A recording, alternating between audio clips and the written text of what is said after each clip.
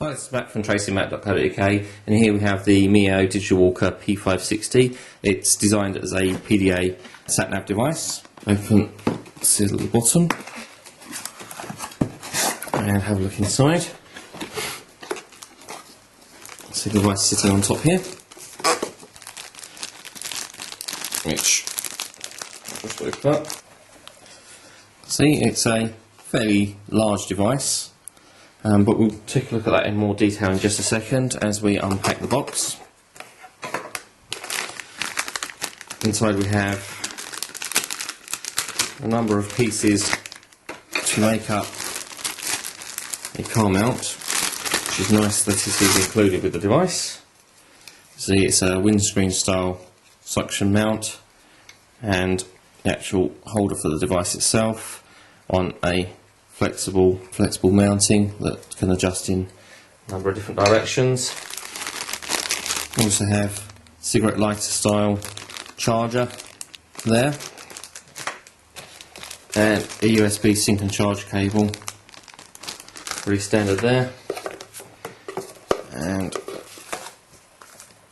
have our getting started guide and a little guide as to the installation of the mount for your car. And getting started disc with software for active sync and software and documentation on a CD. Interestingly, there is no printed manual media there. I have to say I do object to that slightly, and I know a lot of devices and lots of manufacturers are doing this at the moment, where you have to either view or print your own manual. If I'm paying this sort of money, I really would like a manual. Anyway, here's the device itself. It has a large touch screen on the front there. It's actually a 3.5-inch display, although interestingly it is only QVGA at 240/320. Okay, on top of the device we have the power button, and on the side we have a cover for SD, MMC cards and so on. It's full-size SD. Moving to the bottom, we have a on-off switch, which, there you go, brings up the display. The button on the top actually just toggles it on and off. This actually is like battery power. There's a headphone socket, which is a 2.5mm headphone socket. Next to that we have a mini USB connector for sync and charge. A little hole there, which is your microphone. We have a stylus, which is a telescopic stylus. I have to say it is one of the flimsiest, smallest looking styluses I've ever seen. I'm not sure that would stand up to very much. That slots in the bottom. There's actually nothing on this side. Not a great deal to be seen on the back. There is a grill for speaker there and a cover over an external antenna socket. Front of the device, got indicator LEDs on the front for Bluetooth and wireless, and we have buttons on the left and right of the display for your sat-nav and your menu, and right in the centre there is a joystick style up, down, left, right and a press button for navigating around the display. Let's bring that stylus out and just set the screen up. I have to say, just in doing that, it does seem that the touch screen is quite sensitive and positive, so let's skip all the rest of this and go straight in. There we go. Okay, once again, no custom setup or install on first boot, and we'll just take a look at what's pre-installed on the device.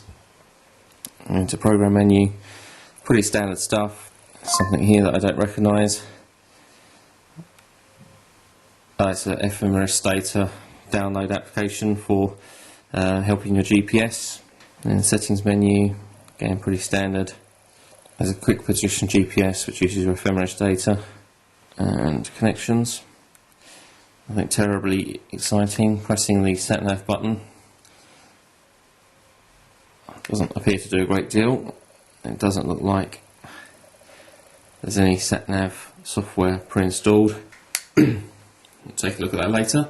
So quickly, let's go through the specification. As I mentioned, 3.5-inch display, quarter VGA, 320 by 240, SD card slot on the side, USB 2 client and Bluetooth 2, wireless LAN 802.11b and G. It's a Surfstar 3 chipset with 20 channel support. The ROM capacity is 2 GB, which is nice for installing your sat-nav software.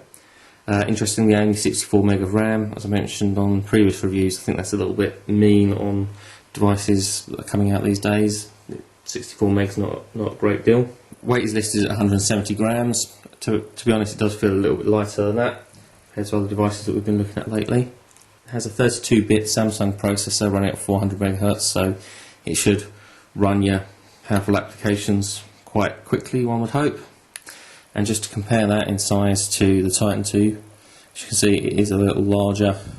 Obviously the screen itself is considerably larger and it's wider, but it is quite a bit thinner. We'll be using this device over the coming week or so, and we'll have the written review on the website soon.